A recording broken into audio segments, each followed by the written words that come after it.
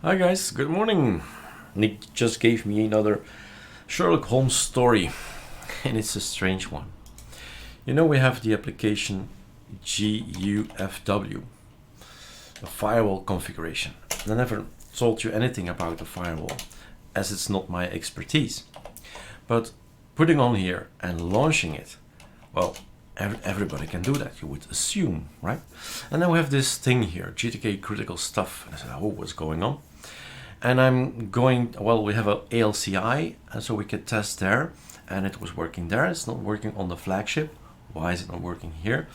And I hope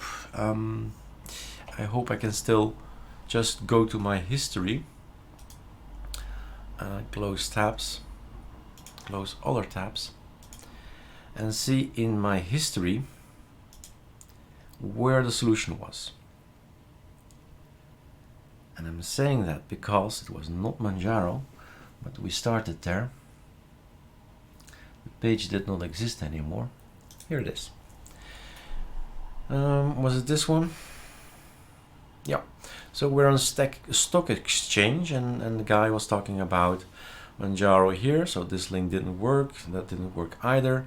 And suddenly it hit us. This thing is actually the answer. And it's coming from, and that's why I go here, the package is coming from Ubuntu. I always tell you, keep an open mind. This is not just Arch, this is Linux. And here it is. So GUFW, the firewall, has a particular nasty little thing here. Here it says user bin, and here it says user s bin. One letter breaks it all.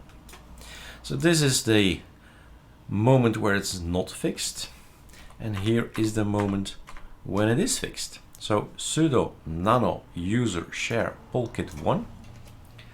I can make this a little bit bigger. I did say a little bit. Here you go. So going to open with sudo this particular file, again Ubuntu, enter, and all we need to do is change the user bin to user s bin.